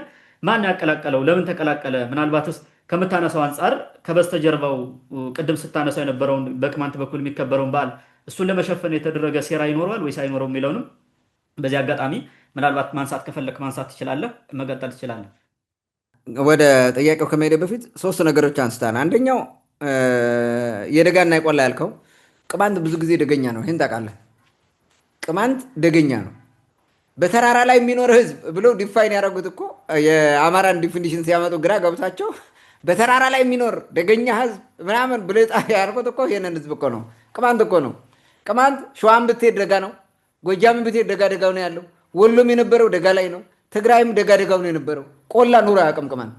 ጎንደርን ብትመጣ ደጋ በሙሉ ነው የሚቀመጠው። ቆላ ሰው ኑሮበት አያውቅም ድሮ። ህብረተሰቡ ለሆነ ነገር ነው። አንዳንዴ ችግር ሲገጠም ሽፍታ ምናምን ሆነ ወይ በሆነ ነገር ደም በሆነ አጋጣሚ ደም ትገባለህ፣ በረሃ ትደበቅበታለህ። መተማ አርማጭሆ የሚባሉ ሀገሮች ቋራ ቆላው እኮ ሰው አልነበረውም። ገለጎ የሚባል ቦታ እኮ ቅርብ ጊዜ ነው ሰው የሰፈረበት። ከጥንት የነበረው የደጋው ቋራ የሚባለው ደጋው ነው። እኔ ሄጄ ስለማቅ ማለት ነው አውቀዋለሁ። ቋራም በደንብ ነው መውጫ መግቢያው ማውቀው። በዚህ በኮዘራ በኩል ወጥቼ ሳሊያ ወፍታ የሚባለው እስከ ኩዛ ምናምን ወደ ወገብዬ በሚያመጣው እንትን መጥቻለሁ። ወደ ሻውራ በሚያመጣው ብዙዎቹን አውቃቸዋለሁ። ደጋዎቹ ማለት እዛ ነው የነበረው። ያ ደገኛ ቅማንት ነው። እዛ ደጋ ላይ ነው የነበረው። ቆላ አይገባም። ችግር ሲመጣባቸው እኮ ነው ጃዊ ውስጥ የገቡት። ሂደው ችግር ሲመጣ እኮ ነው ወደታች የሄዱት እየተገፉ ማለት ነው። ደጋው እየመጣ በግድ ሲያጠምቅህ ባህልህን፣ ወግህን፣ ቋንቋህን ሲያስትል ላለመጣል ብሎ ነው ወደ ጫካ እየጠፉ ሄዱት። ሌላው ተቀብለው ቀይረው ዝም ብሎ የቀሩ እዛው አሉ። ዛሬም ድረስ አለ። ቅማንት ያለበት ቦታ አብዛኛው ደጋ ነው። ግፋ ካለ ወይና ደጋ ነው። ምንድን ነው የሚባለው? ባዛ ነው የሚባለው። ባዛ ነው አብዛኛው። ያ ደግሞ ተገፍተው ነው። ተገፍተው ሳይወድ በግድ እዛው ደጋም ቆላም ከሆነ ወይና ደጋ ውስጥ ገብተው የሚቀመጡበት ማለት ነው። ይሄንን ማወቅ አለብን። ቅማንት ደገኛ ነው በባህሪው ማለት ነው። በባህሪው ደገኛ ነው። ቆለኛ የሚባለው በኋላ የሄደ ወደታች የገቡ የመጡ ሰዎች ናቸው በግፊ ምክንያት እንጂ ሌላ እንትን የለም። እና አብዛኛው ካልቸሩ አይለያይም። የሚለያየው ምንድን ነው መሰለህ? የአዝርዕት ሁኔታ፣ የአየር ሁኔታ ተወሰነ የሚለያይ ነገር ይኖራል። እዛ ጋር ማየት አለብን።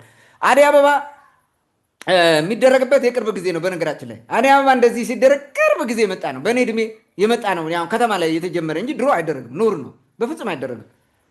በኋላ ነው የመጣው። አደይ አበባ ድሮ እንትና ማነች ንግስት እሌኒ ስደምረው እጣን ስታጨስበት አደይ አበባ አደረገች እንዳይባል ሚድል ኢስት አደይ አበባ የለም ጭራሽ። በዛ ዘመን አደይ አበባ የለም። እንትን ወቅቱ የተለያየ ነው።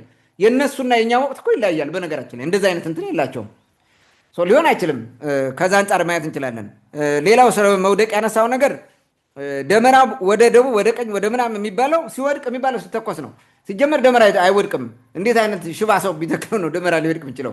ደመራ ሰርተህ ድንጋይ አድርገው እንዳይወድቅ አድርገው ነው የምትሄደው። አይወድቅም። የሚወድቀው መቼ ነው? ስትለኩስ መሀል ላይ ያቆምካት እንጨት አለች አይደለ? ጠንካራዋ እንጨት እሷ ተበልታ የምትወድቅበት ነው። ማንም ሰው አይገፋትም። ማንም ሰው አንዳንዱ ወደ ምስራቅ መውደቅን የሚፈልግ ቀስ አድርጎ ሳይታይ በሹግ የሚቆሰቆስ መስሎ ገፋ አድርጎ ሊጥል የሚሞክር እንዳለ አውቃለሁ። እንደዚ አይነት ነገር ማለት ነው። ከዛ ውጭ ዝም ብሎ ኖርማሊ ነው የሚወድቀው። ሲወድቅ ወደ ደቡብ ከወደቀ ዘንድሮ ዘመኑ እንዲህ ነው ይላሉ። ይሄ እንትን ነው። በነገራችን ላይ ባህላዊ ነው። ግምት እኮ ነው ከተሞክሮ ማለት ነው። በዚህ ከሆነ አይ የረሃብ ዘመን ነው ይላሉ። በዚህ ከወደቀ የጥጋብ ዘመን ነው ይላሉ። ወደ ሰሜን ከወደቀ መሰለኝ ጦርነት ነው ይላሉ። ወደ ምዕራብ ከሆነ መከራ ላይ ይላል። እንደዛ አይነት መስለኛል። እኔ እርግጠኛ አይደለሁም። ምንም የሚያገናኘውም ነገር አለ ብዬ አላምንም። እሱ ማለት ነው ሰው ዝም ብሎ ነው ከልምድ ዝም ብሎ ደቨሎፕ ያደረጉት ማለት ነው። ዝም ብሎ በሂደት ያሳደጉት ነው እንጂ እንትንም አይደለም። ይሄ የጎንደሩ የደመራ በዓል አከባበር በጣም ቅርብ ጊዜ ነው የተሰሩት በሂደት ማለት ነው። ጎንደር ለምሳሌ አሁን የጥምቀት በዓል ተብሎ የጥምቀተ ባህር የሚባል አሁን አለ አይደል? አፄ ፋሲል ያሰራው እሱ የአፄ ፋሲል መዋኛ ነው። የጥምቀት ባህር ሆኖ አያውቅም። ቅርብ ጊዜ የተሰራ እኮ ነው እሱ ነገር። ልክ እንደዚህ የተቀያየሩ በጣም ብዙ ነገሮች ስላሉ ነው እየተቀያየሩ ስለመጡ ነው። ህብረተሰቡ በድሮ ባህል በየቤቱ ደመራ ይተኩሳል። የአፄ ኢያሱ ሁለተኛ ወይንም ቋረኛው ኢያሱ ዜና መዋዕል ስታነብ በልማዳቸው እንደ ድሮ ባህላቸው እንደ ጥንት ባህላቸው ደመራ ተኮሱ ይላሉ። በቃ አለቀ። በኋላ ደግሞ ምን ያደርጋሉ እንትኖቹ? አፄ ደመራ ይባላል። አሁን መስቀል ድሮ አደባባይ ኢየሱስ ላይ ነበር የሚተኮሰው በዛ ዘመን ማለት ነው። በዛ ሲጀመር ጎንደር አደባባይ ኢየሱስ ነው። መስቀል አደባባይ የሚባለው እኮ የቅርብ ጊዜ ነው።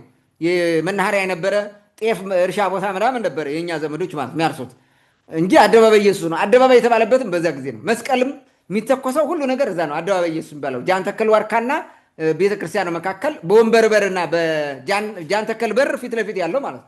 እሱ ነው ዋናው በቃ የደመራ እንትን የነበረው የሚለኮሰው ማለት ይሄ አጼ ደመራ ነው የሚባለው። ከረፈደ በኋላ ነው የምትሄደው ማለት ነው። በየሰፈርህ ደመራ ትለኩሳለህ። በቅማንት ባህል ወግ እንጎረጎባሽ እያልክ ትመጣለህ። አጼ ደመራው ላይ ትመጣና ትሰበስባለህ። ይሄንን የሚያከብረው ደብተራ ነው። ቤተክርስቲያን ሁሉም መስቀል ምናምን ይዞ የቤተክርስቲያን ሊቃውንት ምናምን የሚባሉት እዛ የሚደረገው ስርዓት አድርገው ይተኩሳል። ይሄ ቀኑ ነው። ቀን 6 ሰዓት ነው የሚተኮሰው። ይሄ የክርስትና ባህል ነው እንጂ የደመራ ባህል አይደለም። ለምን ከደመራ ዓላማ አንጻር አይሰራም። ይሄ በቀን የሚተኮሰው ማለት ነው። የደመራን ባህል አሟላማ። ኦልሬዲ ሌሊት ነው የሚተኮሰው። በሌሊት እንዲታይ ነው። ብስራቱም ሌሊት ነው። መለኮሱ የሚታየው ሌሊት ነው። ቀን ጭስ ነው የሚታየው። ከሆነም ስታጨስ ትውላለህ እንጂ ምንም ብርሃኑ አይታይም። ይሄ የቅርብ ጊዜ ነው። ይሄ በክርስትናው እንትን ከሆነ በኋላ ነው። ኦኬ ጥያቄው መቼ ነው ይሄ የደመራን በዓል ወደ ክርስትና ነው የቀየሩት ወይስ ከክርስትናው ሰርቆ ነው ሌላው አሁን ቅማንቱ ምናምን ደመራ ያደረገው የሚል ነገር ነው። አንዳንዶቹ እንደዛ ይላሉ። ትላንት አንድ ልጅ እየተዋየን ምን አለ፣ አይ እኮ ከደመራው ስርዓት እያወጡ ወደ ባዕድ አምልኮት ወዳልሆነ ባህል እየወሰዱ አበላሽተውት ነው እንጂ ከጥንት ለኔ የሰራቸው ስርዓት እኛ ያዝነው ነው ክርስትናው ነው ይለናል። እውነት ነው ወይ የሚለውን ነገር ማየት እንችላለን ማለት ነው። እንግዲህ እንዴት ነው መስቀልና ደመራ እንትን ያሉት የሚል ነገር ነው። አሁን እዚህ ጋር መርሳት የሌለብን የመስቀል ስርዓት የመጣው እንግዲህ በአጼ ዘርዓ ያዕቆብ ዘመን። አጼ ዘርዓ ያዕቆብ ደግሞ የነበረበት ዘመን 15ኛው መቶ ክፍለ ዘመን አጋማሽ አካባቢ ነው። 15ኛው መቶ ክፍለ ዘመን 14 ምናምን የሚባለው ጊዜ ነው የነበረው። መስቀልን ይዞ መቶ አሁን ግሸን አምባ የሚባለው እዛ የተቀመጠበት ማለት ነው። ያ መስቀል ወደ ኢትዮጵያ ሲመጣ ስርዓት ይሰራለት ብለው ስርዓት ሰሩለት ተብሎ ነው የሚነገረን የተጻፈው ማለት። ስለዚህ ከ15ኛው መቶ ክፍለ ዘመን በኋላ ነው የመጣው። ከዛ በፊት ይሄ ደመራ በዓል የለም አለ። ትራዲሽናል የሆኑ ሌሎች ሶሳይቲዎች ዛሬ ድረስ የደመራ በዓል የመስቀል በዓል ያከብራሉ።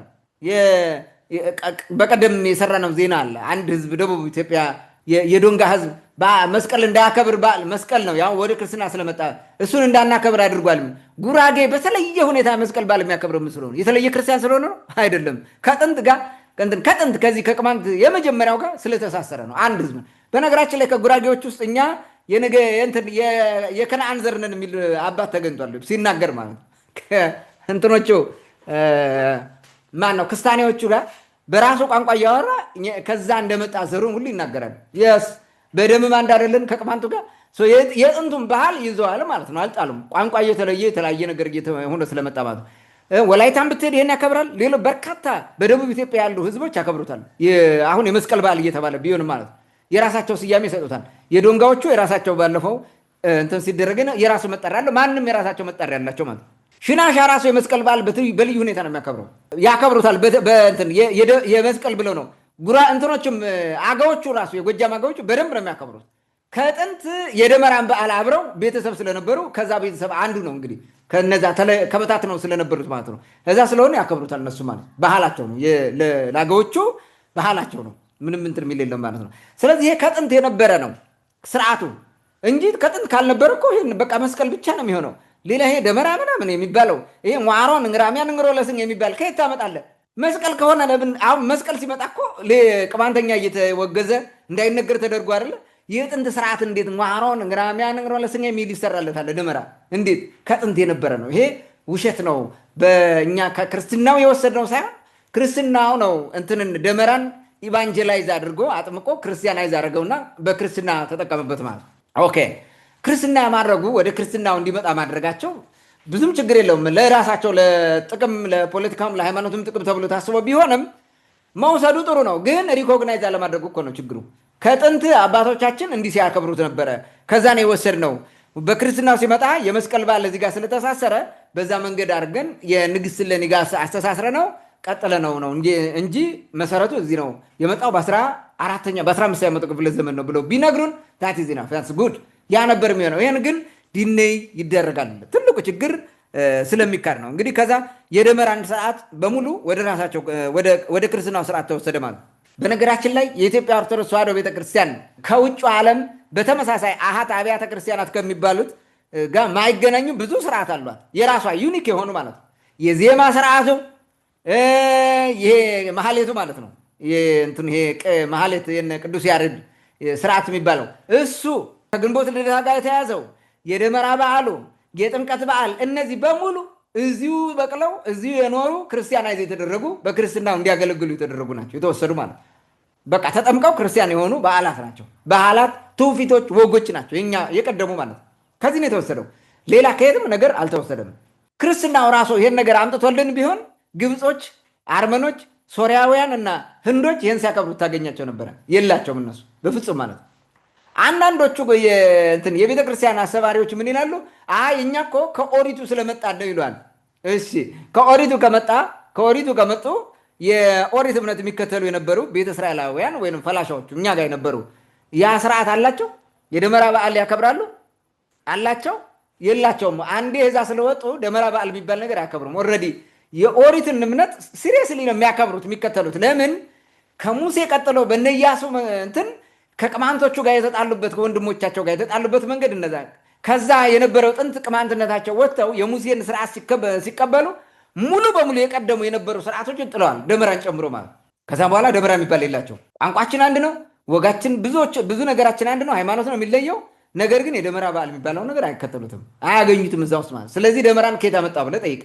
ደመራ ይኸው ሕገ ልቦና ውስጥ አለ፣ ስርዓት ተሰርቶለት ሟሮን እንግራሚያን እንግሮ ለስሜ እያልን እንጎረጎባሽ እያልን ይዘን የቀጠልነው እኛ ጋር ነው። ግን ይሄን ከወስደው ነው ክርስቲያናይዝ አድርገው የሚጠቀሙበት ማለት ነው። በጣም የሚገርመው ግን የኢትዮጵያ ኦርቶዶክስ ተዋሕዶ ቤተክርስቲያን በማይዳሰስ ቅርስ አስመዝግበው በዩኔስኮ ተመዝግበው በቃ ይሷ ሀብት ሆናል ማለት ነው። በቃ ይሷ ሀብት ነው።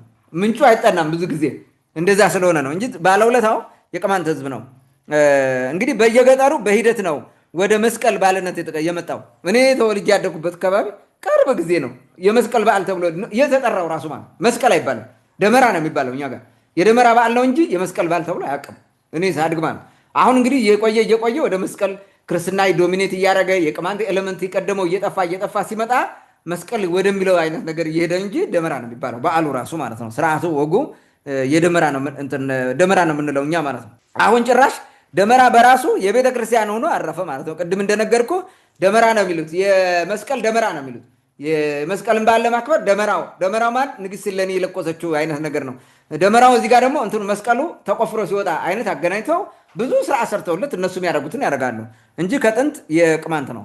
ደመራ በኢትዮጵያ ብቻ መገኘቱ ጥንታዊነቱን እንጂ ክርስቲያናዊነቱን ወይም ከክርስትና በኋላ የመጣ መሆኑን አያሳየንም። ጥንታዊ ነው ከኛ ብቻ መገኘቱ በራሱ ማለት ነው። ቅድም እንዳነሳሁት ተወስዶ ነው ቃሉም ትርጉሙም ብዙ ነገሩም አብረው የሚሄዱት ራሱ ከቅማንት ሕገ ልቦና እንደተወሰደ ማየት ይችላለን። እንቁጣጣሽ እያለ ሲመጣ እንቁጣጣሽ ምን ትርጉምን ሳያውቀው ነው እንቁጣጣሽ የሚለው። ግን እንኮተትሽ ከኛ ጋር እንዳለ ጥንት የኛ ባህል የነበረ ነው። እነዚህ አሁን እንቁጣጣሽ የሚበሉ መስቀል የሚመኑ ቅማንት በነበሩበት ዘመን በፊት የቅማንትን ትውፊት ቋንቋውን፣ ወጉን፣ ባህሉ ሳይጥሉ በነበሩበት ዘመን የራሳቸውም የነበረ ነው፣ የነሱ ነው። በነገራችን ላይ እኛ ስለ ቅማንት ስናወራ ስላልጣልነው ነው የምናወራው እንጂ እነሱም የራሳቸው ሀብትን የነበሩት ትተውት ስለሄዱ ነው ማለት ነው እንጂ የራሳቸው ነው። ደመራውም የራሳቸው ነው። የመስቀል ስርዓቱ ያደረጉትም የራሳቸው ነው። ከዛ አንጻር እንዲረዱት ማየት ፈልጋለሁ፣ ማቅረብ ፈልጋለሁ። በዚህ ላይ አንድ ነገር ልናገር። ይህን ነገር ብዙ ጊዜ አዘውትረን አተኩረን ብዙ እንናገራለን። በተለይ እኔ እንደዛ ስናገር ልክ የሕገ ልቦና አምልኮት እየሰበኩ አይነት ነገር አድርገው የሚረዱ አሉ። ክርስትናን እያጣጣልኩ እንደሆነ አድርገው የሚረዱ አሉ። ይሄ ትክክል አይደለም በፍጹም። እኔ ክርስቲያን ነኝ። ክርስትና ነው ሃይማኖቴ፣ ክርስቲያን ነው። ከክርስትና ሊወጣ አልችልም። ወደ ሕገ ልቦናም ሊሄድም አልችልም። እኔ ክርስቲያን ነኝ ኦልሬዲ ማለት። ከዛ አንጻር አይደለም አጠቃላይ እውነታዎችና መሬት ላይ ያሉ ፋክቶችን ታሪካዊ ዳራዎችን ስናወራ ይሄን ነገር እናነሳዋለን። አንድ ሁለተኛ የቅማንት ወግ ባህል ስናነሳ ይሄ ነገር ይነሳል። የግድ ነው መነሳት አለበት። ይሄ እንዲኔ ካረክማ ከሃዲ ነው የምትሆነው። ክርስቲያንም አትባልም። እንዲያው ክርስቲያን እኔ እንዲያውም አንዳንዴ መጠየቅ ያለባቸው ክርስቲያን ሆነው የሰውን ባህል ክርስቲያን አድርገው ወይም ክርስትና ተነስተዋል። ልክ ደመራው አሁን ከሕገ ልቦና እምነት ተከታይ የነበሩ ሰዎች ወይንም ባህል ከጥንቱ ባህል ከቅማንት ባህል የተወሰደ መሆኑን እያወቁ መካድና ሸምጥጦ መካድ ነው። ውሸት እኮ ነው። በክርስቶስ ዘንድ ያስቀጣል። ቅጥፈት እኮ ነው። ይሄ የነከል የነበር ከዚህ ያመጣ ነው። ይሄም እንደዚህ ነበረ። ፋዛኑ የቅማንት የግንቦት ልደታ ብለን እኛ የምናከብረው የቅማንት ፋዛን የሚባል በዓል ነበረ። በዚህ የልምላሜ በዓል አዝርዕትን የሚለዩበት የሚበቅል ማይበቅል የሚለዩበት ሴሬሞኒ ነው የነበረው። እሱን በግንቦት ልደታ አድርገ ነው አምጥተው ነው ብለው ቢናገሩ ነው ትክክለኛ። ድንግል ማርያም የምትወደው ይሄን ነው፣ ክርስቶስ የሚወደው ይሄን ነው። ውሸት ግን ትክክል አይደለም።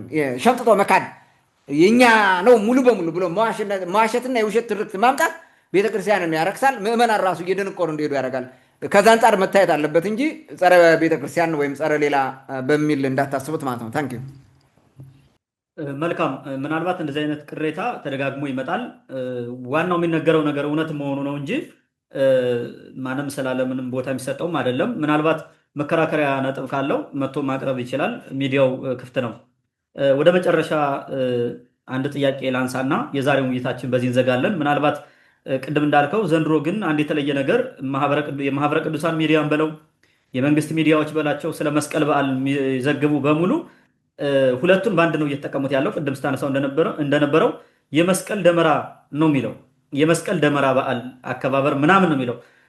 እንግዲህ ሆን ብለው ይሆን አይሆን አናውቅም። ቅድም እንዳልከው ግን ሆን ተብሎም ነው ታስቦበት ህዝቡን ማለማመድ ስለተፈለገ ሊሆን ይችላል።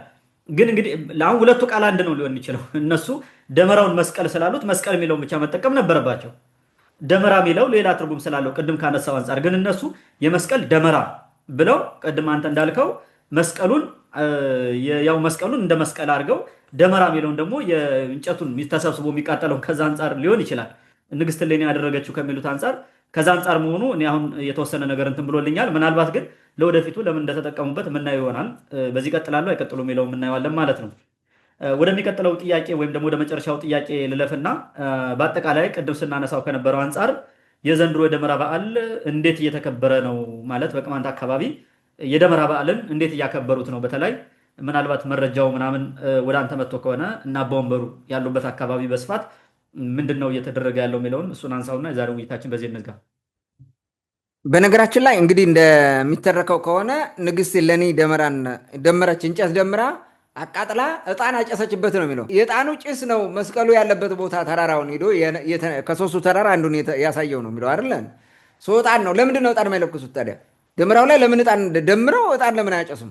እሱን ለማድረግ የቀደመውን እዚህ ያለውን ወግ ባህል ነው ክርስቲያናይዝ አድርገው የመስቀል ጨመሩበት ማለት ነው እንጂ መስቀል ተቆፍሮ የወጣበት መጋቢት 10 ተብሎ ነው የሚከበረው። ዓመት ባሉ መስቀል ነው። የመስቀል በዓል መጋቢት መስቀል ነው። የመጋቢት መስቀል እኔ አራሳውም ዱባ የሚተከልበት ነው። እኛ ጋር እናቴ ዱባ ተከሉ መጋቢት መስቀል ነው ዛሬ እንባል ነበርና የምንተክልበት ስለሆነ አራሳውም። የመጋቢት መስቀል ነው ትክክለኛ በዓሉ ማለት ነው። ከዚህ በኋላ ይሄኛው የቀደመው ስርዓት ይኸውልህ ምንድን ነው የተደረገው መሰለ? ህዝቡ የድሮ ህዝብ በጣም እንትን ነው፣ ኮንዘርቫቲቭ ነው። እንትኑን መጣል አይፈልግም፣ አይጥልም። የፈለገ ቢሆን ማለት ነው ኮሚትድ ነው። በቃ ለያዘው ነገር በቃ እንደዛ ነው። አሁን ቅማንትን ከህገ ልቦና ለማውጣት ብዙ ጥሩ ነው። ብዙ ሰው ፍዳ እንትን ብሎ ወደ ክርስትና የመለሰው እኮ በሂደት ማለት በጣም ብዙ። አሁን ደግሞ ከክርስትና ወጣና ወደ ሌለበት እኮ አይወጣልም። የፈለገ ቢሆን ማለት የፈለገ ቢሆን ይሞታታል እንጂ አይቀየርልም ከክርስትና ወጥቶ ማለት ነው። ብዙ ቅማንት በባህሉ የጥንቱ ህዝብ እንደዚህ ነው። የያዘውን ነገር ይዞ መቀጠል ነው የነበረው እና በጣም ኮንሰርቫቲቭ አይቀየርም። ክርስትና አምጥተው ብዙ ለፍተው እምቢ አለ። ከዛ በኋላ በሂደት ምንድን ነው የሚወዳቸው ባህላትን እና የሚወደውን ድግና ወደ ቤተክርስቲያን የሚወደውን በዓል የክርስቲያን በዓል ታደርገዋለህ። ፋዛን ትልቅ በዓል ነው በነገራችን ላይ። ንፍሮ ተቀቅሎ ከተቀቀለው ንፍሮ በቅሎ የሚያድር እህል መርጠህ የሚዘራ እኮ ነው። በጣም የሚገርም ነው። በኢንተላ በዓል የሚከበር በጣም ትልቅ አገር አቀፍ በዓል ነበረ እሱ። የግንቦት ልደት አድርገህ ታመጣዋለህ። እንደምታየው አንዳንዶቹ የእመቤታችን ልደት በዚህ ቀን ነው ይላሉ። እኛ ግን ከአባቶቻችን ባወቅነውና በተረዳነው መንገድ ግንቦት አንድ እንደሆነ እና እንትን ነው የሚለው አይደል? ታምረ ማርያም እንደዛ ነው የሚለው። ሳምቲንግ አለ ማለት ነው። ሳሙኤል እንትኑም ማለት ነው። ሌላው ድንግል ማርያም በሊባኖስ ተራራ ነው የተወለደችው ችግር ስለነበረ ይሉሃል አይደለ? ንፍሮ ቀቅለው ነው ሪሊ ዛሬ ንፍሮ ይቀቅላሉ። የሊባኖስ ሰዎች ክርስቲያኖች ንፍሮ ይቀቅላሉ። እንደዚህ አይነት ባህል አለ የለም። እኛ ጋር ነው የሚደረገው። እያመጡ ከዚህ የነበረው ጋር ስላደረጉ ነው። አሁን የድንግል ማርያም ልደት እዚህ ነው እዚህ አይደለም አይደለም። እሷ ልደቷ ታወቀ አልታወቀኛ ምን አገባን? ድንግል ማርያም የእናት የእግዚአብሔር እናት ሆና ተሰጥታናለች። እናት ነች። በቃ እንወዳታለን።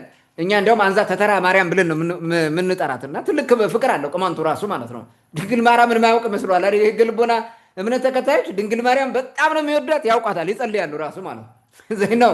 ከዛ አንጻር ማየት አለባቸው እና በዓሉን እዛ ስለወሰዱት ነው እንደዛ የሚያደርጉት ማለት ነው።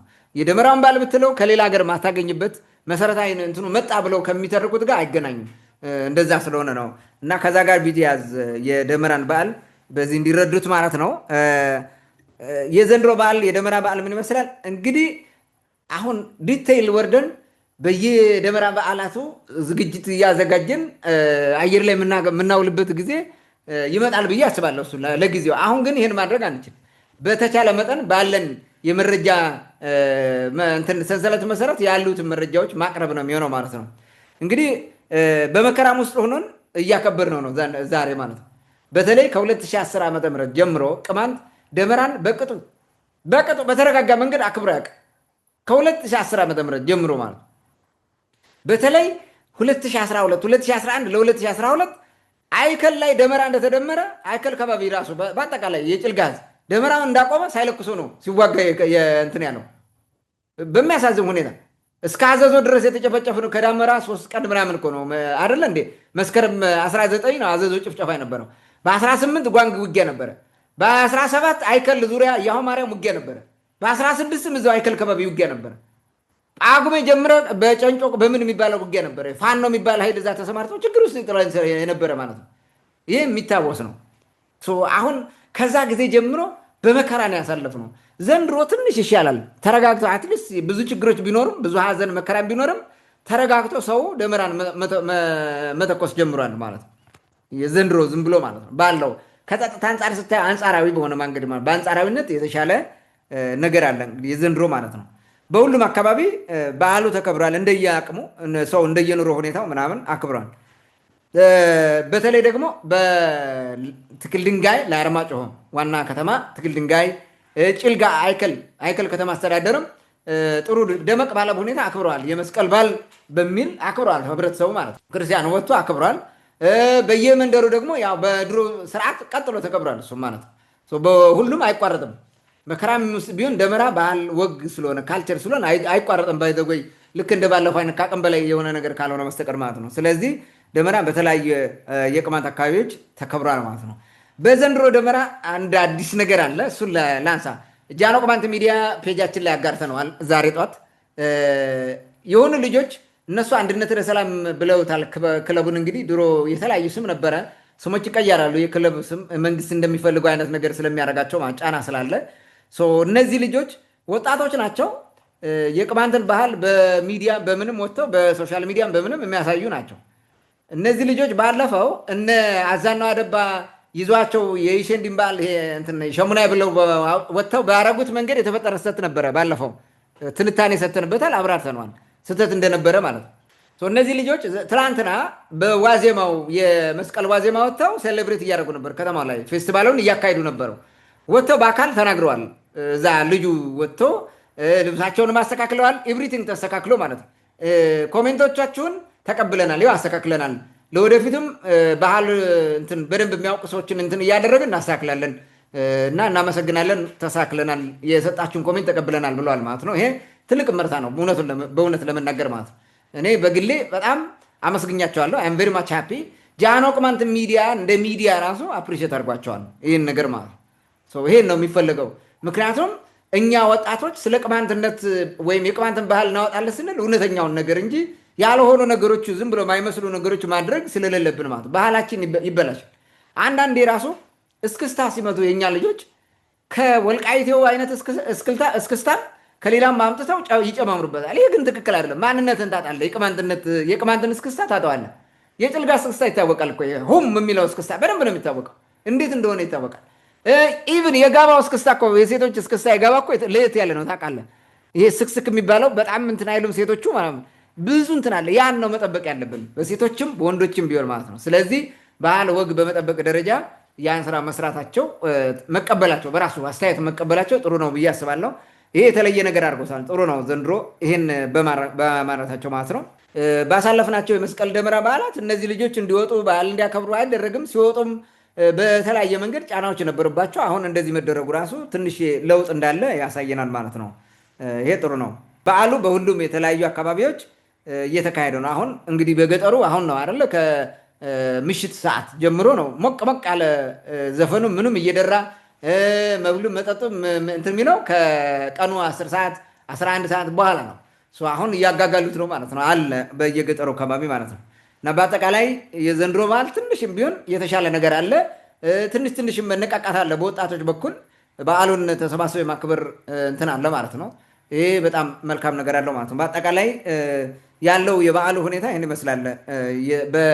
ባለኝ መረጃ በተረዳሁት ልክ እኔ በደረሰኝ መረጃ እነዚህ ነገሮች ናቸው መሬት ላይ ያሉት እና እስካሁን ክፉ ነገር አልሰማንም። እንጃ እንግዲህ ሌላ ቦታ የሚመጣ በበዓሉ ወቅት የተፈጠረ ችግር አለ የሚል እስካሁን ባለን መረጃ የለም። ስቲል እስካሁን ማለት ነው። በዚህ ላቁመው። ግን የመጨረሻ በመረቅ ደስ ይለኛል። ያው ሁልጊዜ እንደምናደርገው አናቤው ይደራ ልቦነ ሸጋ ልቦነ ጤና ሸጋ ጤነ ሳመ ሸጋ ሳመ ሁረ ሸጋ ሁረ ትውሽንጋ ሸጋ ትውሽንጋ ለያዕሸቢን አናቤው ይደራ አና ገርስ አነ እጀንስ አነ ዳገንስ ባረካ ገውታ ሜልታ ሸቢን አሜን። መልካም ዘንድር እንግዲህ የደመራ በዓልን በተመለከተ በተለይ በመጨረሻ እንዴት እየተከበረ ነው የሚለውን ቅድም ስናነሳቸው ከነበሩት አንጻር በዚህ ዓመት የተሻለ እንቅስቃሴ እና የተሻለ የበዓል አከባበር እንዳለ በተለይ ከሰላሙ አንጻር አንጻራዊ ሰላም ያለበት አካባቢም እንደሆነ ይታወቃል። ሰላም አለ ማለት አይደለም፣ ግን በተለይ ከአማራ ክልል አንጻር አሁን ቅማንት አካባቢ የሚባለው ይሻላል። ከዚህ አንጻር በዓሉ እንግዲህ የሰላም የደስታ እንዲሆንላችሁ እኛም ምኞታችን ነው። በድጋሜ ጎሮጎባሽ ብለናል። ለዛሬ የነበረን ዝግጅት ይመስል ነበር። ስለተከታተላችሁን ከልብ እናመሰግናለን። መልካም ጊዜ ይሁንላችሁ።